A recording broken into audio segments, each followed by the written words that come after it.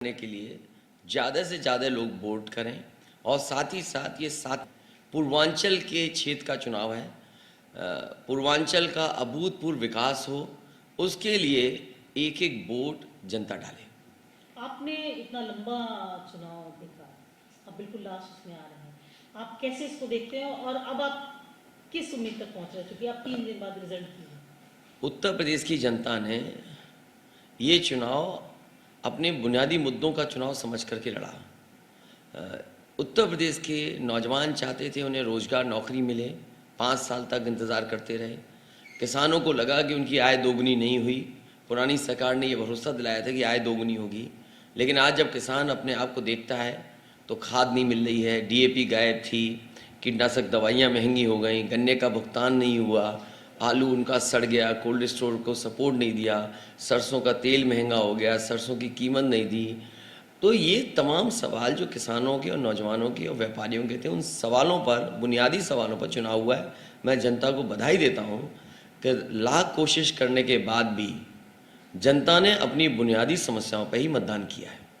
Sir, एक चुनाव में 7 मार्च आज हो गया, जो प्रचार का दौर चला है, जो लोग कह रहे थे कि इससे पहले कि अक्टूबर तक कि समाजवादी एग्जिस्टेंट में नहीं, लेकिन आप जैसी नवंबर में आए, जो रैलियों का दौर शुरू हुआ, रथ यात्रा हुई, तो वो चुनाव एक बाइपोलर की तरफ बढ़ गया। किस तरह से देखते हैं, कितनी रैली और कितना है और ये कितना महत्वपूर्ण रहेगा इस पूरे चुनाव में?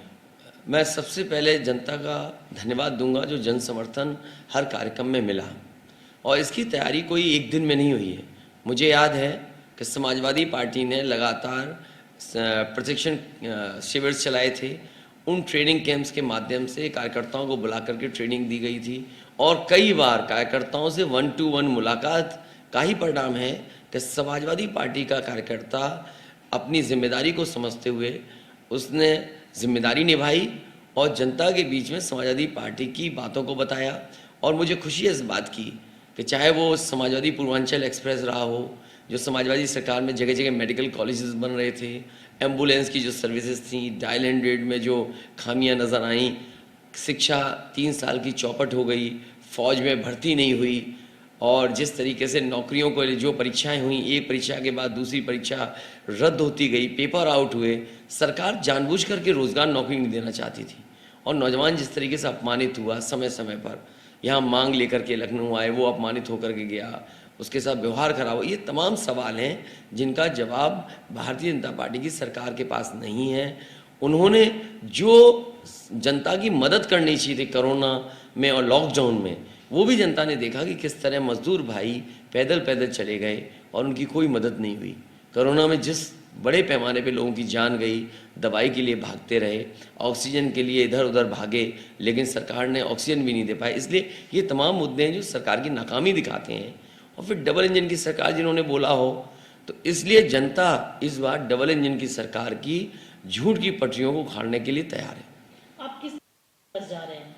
आप भी कह रहे हैं आपका भी है, आप कितना कॉन्फिडेंट हैं 10 मार्च को? समाजवादी पार्टी का पहले ही दिन से टारगेट ये था कि उत्तर प्रदेश में 400 सीटें कैसे जीती जाए, और जब टारगेट इतना बड़ा था तो उसकी तैयारी उसी हिसाब से की। मुझे खुशी है कि जहाँ जहाँ समाजवादी पार्टी ने गठबंधन किया, उस गठबंधन के सहयोगी दलों को समर्थन मिला, चाहे वो आरएलडी का गठबंधन रहा हो, चाहे ओमप्रकाश राजभर जी का हो, संजय चौहान को साथ लाए, महान दल को साथ लाए, अपना दल कमेरा रहा, या अन्य दलों को जो साथ लाने का काम हुआ उसको समर्थन मिला है। मुझे लगता है कि जो टारगेट था 400 का, उसके लिए मेहनत हुई है, तो कम से कम 300 सीटें तो गठबंधन जीतने जा रहा है। ये कहा जा रहा था कि बड़ा डिसाइसिव, आपके हिसाब से इतने बड़े पूरे चुनाव में कौन सा ऐसा फैक्टर होगा जो आपको लगा वाकई बहुत डिसाइसिव होगा और आपके लिए वो आपके पक्ष में जाएगा? बीजेपी के लोगों ने जो नौजवानों को धोखा दिया और किसान को धोखा दिया, ये दो चीज़ें निकल कर के आईं कि किसान जान गया कि काले कानून से उनकी ज़मीन छिन जाती, एमएसपी नहीं सरकार दे पाई, बिजली महंगी कर दी, खाद समय पर नहीं दे पाए, डीएपी समय पर नहीं, तो क्या तैयारी थी किसान के लिए, और वो भी डबल इंजन की सरकार जिसने मंडी के लिए कहा हो 1 लाख करोड़ रुपए देंगे, लेकिन उत्तर प्रदेश की सब मंडियां बर्बाद हो गई।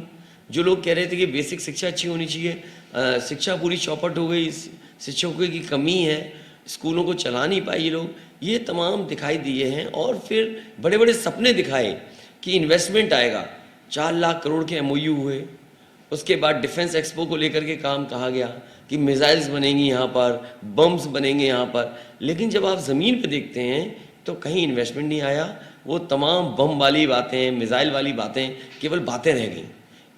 सर, इस चुनाव में एक जो देखा गया है कि जो भाषा का स्तर है वो काफ़ी गिरा, जो इससे पहले के चुनाव में नहीं रहा। आपने भी अपनी जितनी स्पीचेस कहीं आपने इस बात को एक इशू बनाया कि जो भाषा का स्तर है वो लगातार गिरता जा रहा है, इस पूरे चुनाव में गिरा हुआ देखा गया। बीजेपी ने अपनी नाकामी छिपाने के लिए इस तरह की भाषा का इस्तेमाल किया। उदाहरण के लिए है, यूक्रेन में जो बच्चे फंसे रहे, बच्चों की जो मदद होनी चाहिए थी, भारतीय जितने परिवार थे उनकी जो मदद होनी चाहिए वो नाकाम रही। और जो सरकार का फैसला भी था कि हमें हमेशा जिसके साथ अन्याय हो उसके साथ खड़ा होना चाहिए। आज जो भारत सरकार है, न जाने कौन सी ताकत की बात करती थी। ये लोग वो कहते थे कि हमारा दुनिया में डंका बज रहा है, लेकिन डंका बजाने वालों ने कितना बड़ा धोखा दिया कि उनके जो भारतीय फंसे थे उन्हें नहीं निकाल पाए। और अपनी नाकामी छिपाने के लिए गंगा मिशन नाम दिया।